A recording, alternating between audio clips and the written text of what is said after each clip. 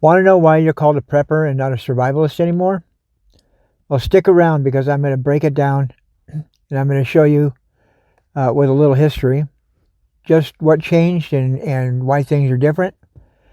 And be sure to stay tuned because at the end of this video, I've got some tips for you guys.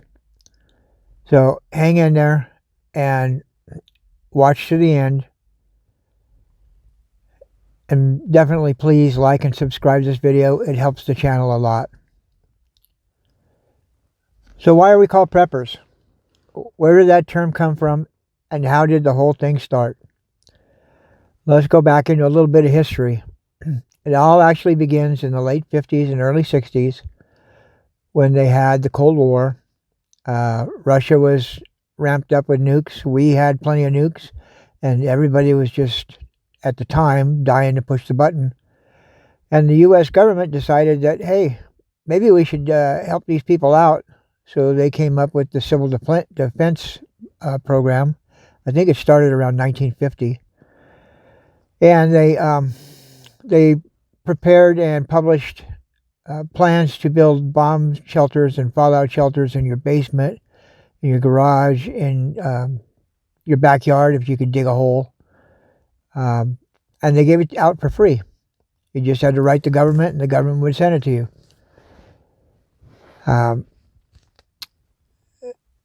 They gave you plans. They actually went to department stores and went to their basements and stocked that with food, water, what they call pilot biscuits, which they last forever. They're hard as a rock. It's like it's a lot like hardtack, the stuff that the cowboys used to eat. And you definitely had to get them wet to eat them, unless you had steel teeth. And so anyway, they gave first aid supplies. They stocked these things up with all sorts of stuff. And they checked it every few years to make sure that it was still good and that people were going to be safe and prepared. Every once in a while, they don't do that now, but every once in a while you'll come across like some department store or some store with a basement where the government stocked it up and there's still stuff down there. It's been there since like 1962, so I wouldn't advise eating it, but it's interesting to find. And you can still find guys on eBay who, when they come across this stuff, they put it up for sale just as a memento of, how things were. So anyway, that was my generation. I'm 69, and back in the early 60s, probably triggered by the Cuban Missile Crisis and the Cold War, they came up with the term duck and cover. And they made a cartoon of a little turtle, and every time there'd be some kind of a problem, the turtle would drop to the ground, pull in his shell, and show that he was going to survive. I think they even made him one with him wearing a Civil Defense Air Raid Warden's hat. But that, anyway. So they did that to us. When I was in school, I think it was about once a month, we would have these duck and cover drills where an alarm would go off in the school. We would practice, just like they do with fire drills now. An alarm would go off, and we would drop to the ground under our desks, cover our heads, and roll up like a ball. And that would supposedly prepare us for, if the bomb dropped, they'd save us. What it was, I think, was them making themselves feel better that they would do something for us. Because, in the end, we all knew that we would be toast and the whole thing was a big lie. But it made them feel good. Excuse me while I do notes. I'm going to do notes on this because there's just so much to cover. So that went on until the 70s. And when in 1971, we went off the gold standard and our money became worthless paper, like promissory notes. And we couldn't afford to do civil defense like we had. In fact, at some point, on July 20th, 1979, they got rid of the civil defense function and transferred it to FEMA. Now, I'm no fan of FEMA. FEMA couldn't stock an underwear drawer. They're terrible. I've seen what they did in Asheville. I've seen what they did in Lahaina. Just personally. They weren't around when it was Loma Prieta that I saw. And even in the campfire, they gave us money. They gave us money to to survive. And then once we started getting our settlement, they came in and took our money back, or took their money back. So it wasn't really a give, it was a loan, but they didn't tell us that at the time, so we didn't even know that we should budget for that. So anyway, let's see. They decided that the American citizens were just too expensive to protect, so that we were basically all on our own. They stopped stocking the fallout shelters in the basements of stores. They stopped giving out the plans. You could buy the plans, I think, but they stopped giving them out. They basically, the only people that they took care of was the upper echelon government, like the Senate, Congress, the president, the vice president. They all had, really sweet luxury bunkers. There's one in, I think, Virginia that's actually built out in the basement of a hotel, and they had all the money in the world for them, but no money for us. And after we, got rid of the gold standard, the money was worthless, so they just kept printing more and more, and inflation hit, and pretty soon we can't afford to protect you guys anymore. I'm sorry. We'll protect ourselves, but we won't protect anybody else. So that started the Survivalist movement. It was basically a bunch of veterans, Vietnam vets, mercenaries, out of like Soldier of Fortune magazine. They had doctors, lawyers, and the average Joe. And they were all looking for a way to keep their families alive in a disaster, because Uncle Sam was worthless.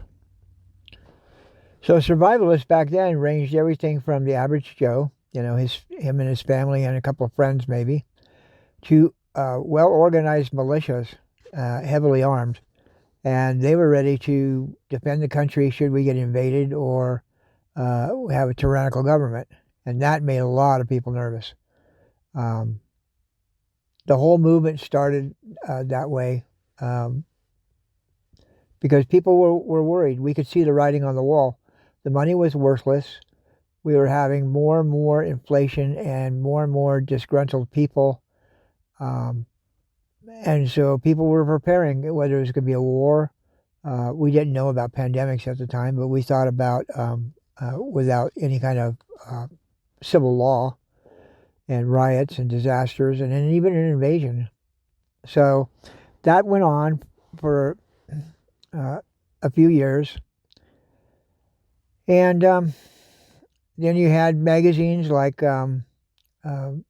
Survive magazine, Survival Guide magazine, SWAT magazine by Chuck Taylor, and of course Soldier of Fortune magazine. And they all pushed the armed militia movement. And that kind of mindset was kind of prevalent back then. I remember picking up a copy of Shooter Survival Guide. I think it was 1980. And I'd always been into the survival thing anyway, because when I was a kid, I read about astronaut survival training, and I thought that was pretty cool. So when I read this, it was kind of like all made sense. They were talking about economic collapse, and at the time we had a lot of inflation. And things just weren't very good with us in Iran, and even the Contras down in El Salvador and Nicaragua. So it just kind of made sense. So I got into it, and it got me thinking back. And I went into a little store in San Jose. It was called the Beehive. It was run by a little guy named Francis, and by little I mean he was probably about 5'5", 5'4", and super nice man. Super nice man. He was a Mormon. I didn't know at the time that it was a Mormon-run store. But he had everything you could possibly imagine for survival that you would need just to keep your homestead or your home going. And he sat me down, and we talked that afternoon because it was a slow day for him. And he explained, Mountain House Foods and freeze-dried foods versus dehydrated foods, buying bulk grain, buying a grain mill, storing water in 55-gallon drums so that your family would have something to drink, and how to purify that water. What else did he give me? He gave me, we talked a lot about firearms. He was pretty much a nonviolent guy, but, if you'd crossed him, he had plenty of firearms to do what it took to keep his family safe. And from that started me back into the prepping community again. And we talked about backpacks too. Kelty at the time was one of the better backpack companies. We were still considered survivalists. Survivalists weren't that bad a name. We were a little fringe kooky to the average citizen, but I think it mostly because they didn't understand what we were afraid of, and they didn't want to admit that the system was broken. Everybody wanted to just watch their cable TV, watch their sports, and imagine that, kind of like today, imagine that everything's going to be fine and the government will take care of them. So back then we had AR-15s and Mini-14s. Only a handful of people could afford the HK-91s and 93s and the Steyr AUGs. We all had a 1911. I mean, that was the gun to own. A handful of people carried Smith & Wesson 9mm, but the 1911 was the king. And back then, the premier shotgun was either the Winchester 870 or the Remington 870 or the Ithaca 37. Both really good guns, but Mossberg wasn't really pushing theirs like they are now. So that's where that all went. And you would get your stuff together, your gear. Everybody wore camouflage back then. It was all woodland. And you'd go out on the weekends and train and practice and shoot and run and stay in pretty good shape. Pack your bags to stay out for a couple days if you had to. And it was interesting times. Times were a lot freer. We didn't have government oppression like we do now. California even was a free state at that time. It wasn't until, after, well, actually, kind of Arnold started it. He was kind of a rhino. But just after Arnold, things got worse. We got Jerry Brown and Governor Newsom. So them and their Democrat horde has done more to take down the state's liberty than anybody, all for our safety, of course.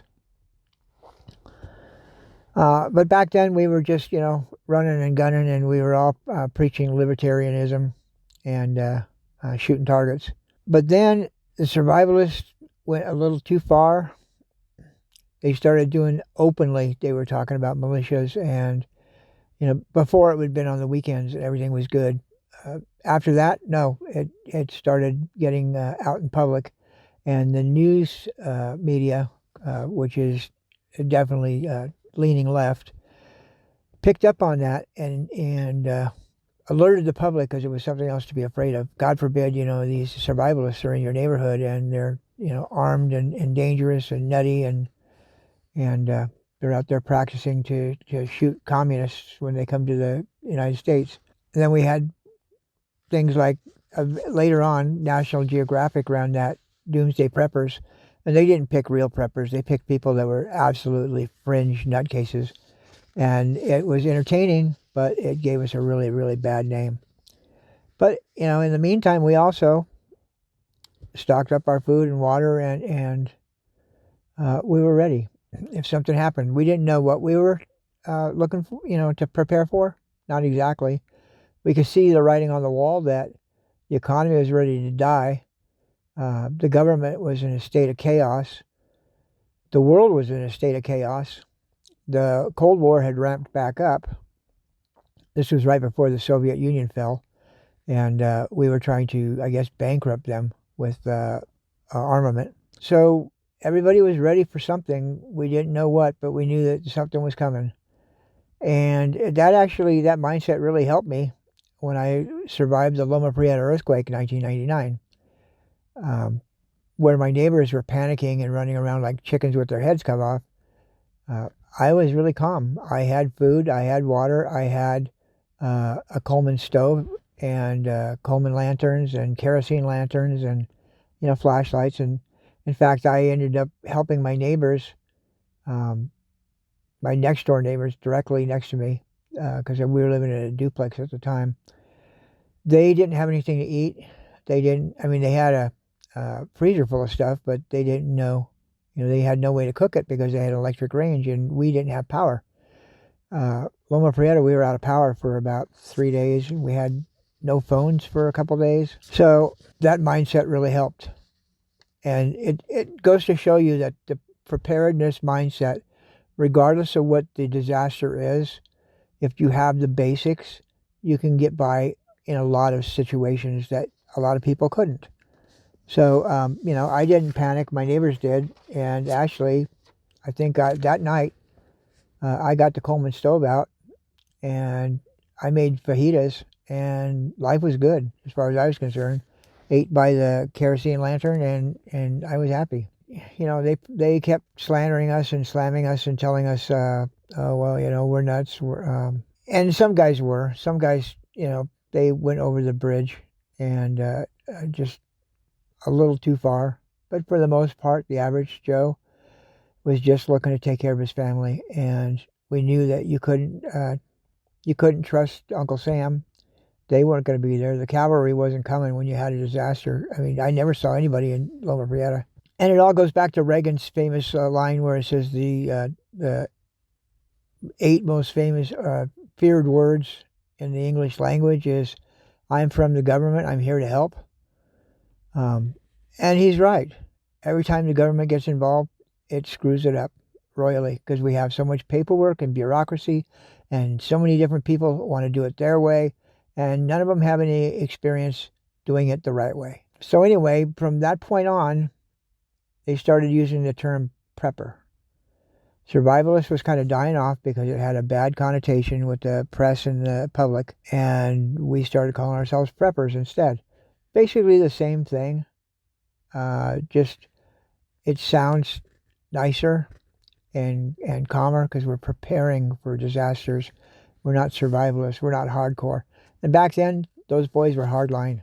They was, it was their family's going to survive, and it didn't matter what they had to do to keep their family alive.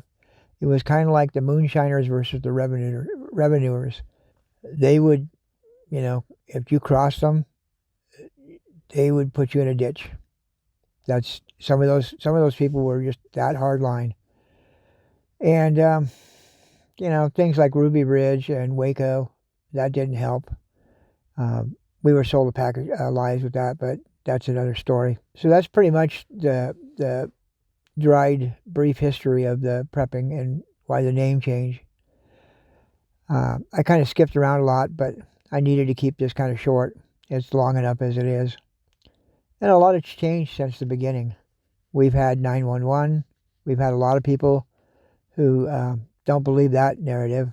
We've had the Oklahoma bombing and Waco and Ruby Ridge and the Bundys up in Oregon where the FBI guy shot him. And even Ashley Babbitt in January 6th, where that Capitol Police guy shot her, and he really didn't face any charges at all. That was just in cold blood. That's why people don't trust the government. More people are rethinking preparedness mindset, and rightly so.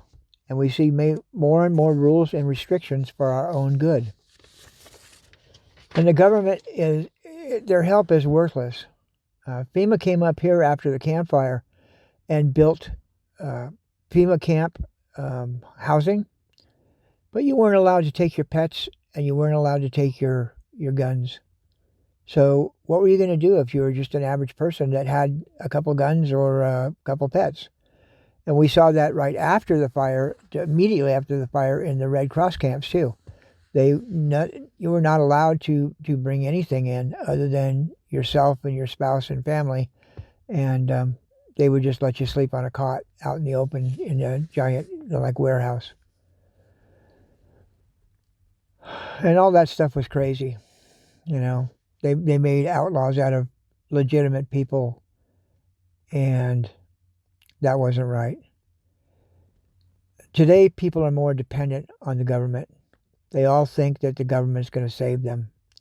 They all think that, as long as they pay their taxes and they're good people, they register their car and pay their house taxes and all that, you know, the government will come in and save them. The cavalry ain't coming. I'm telling you that right now. The average Joe can't afford anything that they used to in the 80s. The 80s were really the decade of survivalism. That was when people could still afford to do stuff and buy stuff. Now they've got us so boxed in with inflation that, you're lucky you can do anything. But stay tuned because I've got tips for that too. Look what they've done. They're trying to take away all our rights. Slowly but surely. After 9/11, they did the Patriot Act. Look what Canada did with the truckers' protests. They froze their bank accounts so they couldn't eat. And anybody who brought money to those people so they could eat, they were jailed or arrested and fined heavily. China, when we had COVID, they welded people into their houses. Welded the steel doors closed until it was time to bring them out. Whether you had food or not, you were stuck in your house. Today, they watch everything you buy. That's why we're all against this central digital currency crap that they're trying to push. They watch everything you buy, and if you buy certain things online, they will flag you, and you'll be on their list. And that's not right, but that's how it is. Today, the whole thing is about control. And the whole world is going towards a very controlled digital world where they can see everything you do and everything you buy and almost read your mind. They're using AI now to spy on people. So the world is a scary place, and it's getting weirder and weirder. The prepper movement today is more about some guy on YouTube selling you fear and being trendy and trying to sell you whatever he's shilling for today.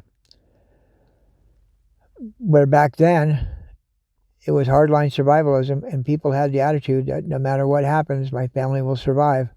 And you could go to places like the Beehive store, or you could go to, there was places online that you could send cash at the time.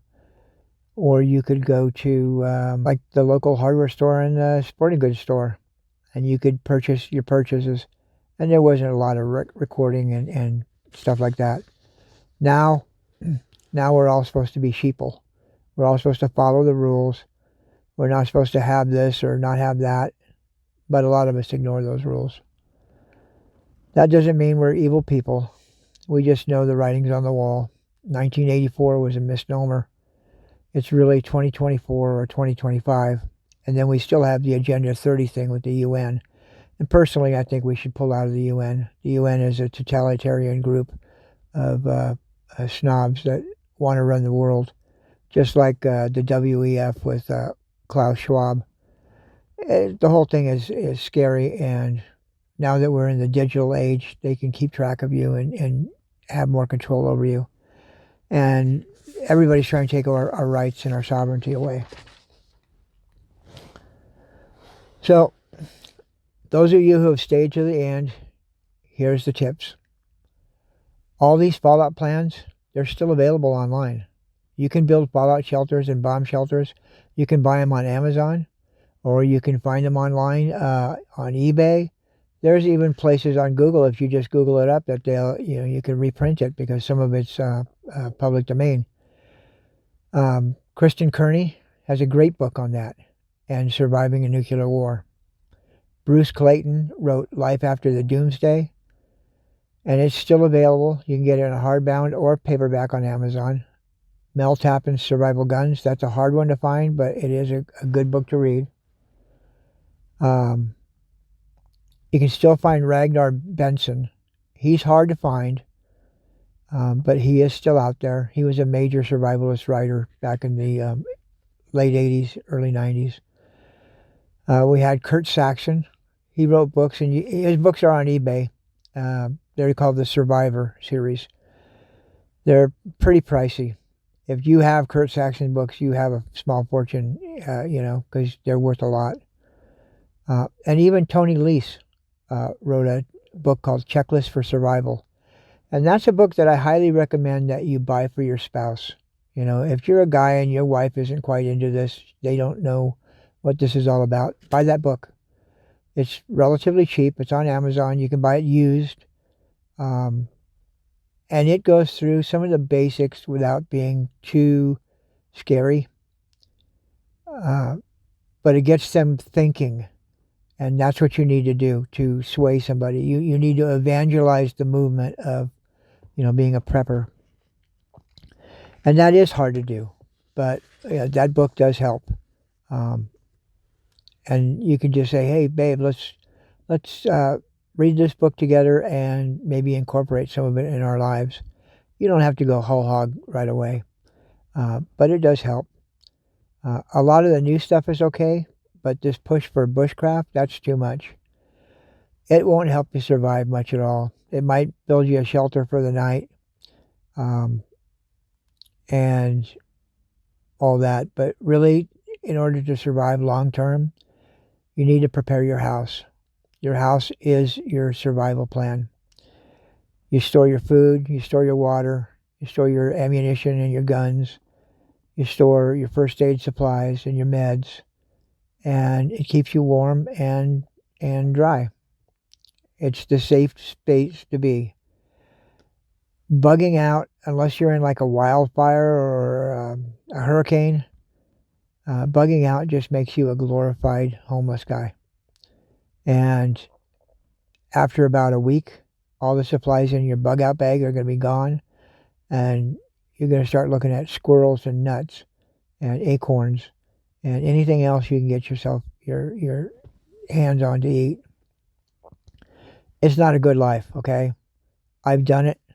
I had to bug out and a couple times, and it's no fun at all. It's not something I highly recommend. Everybody loves the bug out bag thing. Everybody should have a bug out bag. I'm not saying you shouldn't. But everybody loves the romance of living in the woods, going off and I'm going to hunt deer and make deerskin clothes and coonskin cap, and I'll just be just like Daniel Boone with a 30-06. Ain't going to happen. Every other guy out there is going to have the same idea, and there's not going to be any game within like 2 or 3 weeks. Everything will be either dead or scared off to the high hills, because everybody's shooting at everybody. So build your house. Take care of your house. Your house is where it's at. Be ready to go if you have to go. Pack a bug out bag and pack out an inch bag. But in the meantime, stock up the house, fortify it, and do what you can. I'm not one of these preppers that's going to chill everything. In fact, I'm not shilling any projects other than my own books, and you can read them or not. It's up to you. I suggest personally that you go find local sources for everything you need. You can go to the hardware store and buy canning stuff. You can go to the sporting goods store and buy ammunition and firearms, or you can go to pawn shops. Pawn shops are a gold mine when it comes to weaponry. Because for most of the stuff, if you know what you're looking for, you can't really shoot it out. It's still plenty of life in it. And it's like a third of the cost. So you get a lot more for your money that way. So definitely, there's no major markup with a pawn shop, because they already made their money when they took it in and gave the guy the loan. Go to your doctor. Definitely go to your doctor and say, look, most of our supplies come from India and China, and we're not doing too well for those guys. So could you give me a couple of months extra of my meds? And could you possibly give me some antibiotics to stock up too? Because, I don't know what's going to go on. And, about 2/3 of the doctors will, question you maybe a little bit further, but they'll write you up a prescription and you can get your stuff. If they don't, go find another doctor, because you need somebody that you can trust. The other thing you can tell them is, hey, I'm going to be traveling. Tell them you're traveling to India or Bulgaria or Romania or somewhere else, and you don't know what the antibiotic situation is there. But if you get ill or injured, you want to at least have the basics covered so that you can get back home to the United States and get proper care. And most of them will write you a prescription for that. That's a good excuse. There's always a way to work the system, and you need to learn how to do that. That's one of the biggest things that a prepper needs to learn, is how to work the system and beat it. And the other thing is, for food, you can buy Mountain House on Amazon with an EBT card even. Food stamps. However, the government's going to be watching you when you buy it. So find another way to buy it if I were you. You can go to the local food pantries and get the cans. You don't have to eat them now. You can stockpile those cans. And that food will be good for, well, they say like a canned ham is good for 5 years after the expiration date. Tuna fish is about the same way. It'll get a little mushy, but it's still, as long as the can's not bulging, they say that the meat is still good. I've had some older stuff from a year or two after the expiration date, and it didn't faze me at all. So, and I'm pretty sensitive. And you young guys, start reading some of the older stuff, okay? It's out there, and seriously, you'll learn a lot. There's stuff out there, Ragnar Besson, Bruce Clayton, Kurt Saxon, Mel Tappan. There's so many of those guys out there, and stuff that you can find that you can read. There's a video, not a video, but a book called Beat the Heat. It was put out in the 70s by radicals. They were the people like anarchist hippies. But it had a lot of good information about stuff. And there's another book called Steal This Book by Abby Hoffman. I recommend that book highly. Not because it's, any great literary feat. By far it's not. It was written by a absolute leftist radical on how to beat the system. But it will make you think outside the box on how to survive. Because he wrote it for people who were on the run and for people who were living on the street and they didn't have any money and they had to survive. It's worth reading, and you can still get it. They sell it on Amazon, they sell it on eBay, and it's a handy reference. And even the Whole Earth catalog. If you read that book, a lot of the stuff is not available anymore, but if you read the book and you read the tips, go get a copy of the last Whole Earth catalog. It's all about the movement that, survivalism is like the old hippie movement where they wanted to live in communes, except we don't live in communes. We live in homes, with our families. But a lot of it was the same. It was homesteading. It was raising chickens. It was, being able to defend yourself and protect yourself. We don't care about, manufacturing illicit drugs, but we do care about keeping our family alive, being sustainable. Not sustainable like they're talking about with this fake meat, but sustainable as in keeping everybody alive and healthy and well. And that is possible if you get enough information. And I highly recommend getting some of those books and start reading. I highly recommend hitting the pantries and getting the free food if you can, because not everybody can afford this prepping lifestyle. I've talked to guys who, they have so much stuff in their garage that they have a bug out trailer just to pack so they could, take off. And I've also talked to people who buy, 2 or 3 soup cans a week and put those away. And, after a while, they have a month or 2 months worth of food. I'd recommend 6 months worth of food minimum, just to get you through. And you need some for your neighbors too, consider 10%. I've said this in another video. Consider an extra 10 to 15% just for your neighbors, because they're not all going to be preppers. They're not all going to have the smarts, and it's not their fault that they're too stupid to prepare. It's the media selling them that you don't have to. And those of us who are really preparedness minded, we have more brains than that. We're not going to listen to the media. We're going to prepare for our families and ourselves. And we need to have enough for our neighbors too, because you don't want to see the people next door die just because they're starving to death. You want to be able to help them. That's just me. That's my moral code. Not everybody has that. When I put that video, there were some people who disagreed and said, the minute you feed them, that they'll be at your door again. But you got to try. You got to try to help people. It's the Christian thing to do. Anyway, at that, this video's gone on long enough, and I've been ranting and raving, and I apologize for the length. But hopefully you got something out of it. And in the meantime, Patriot 0 out.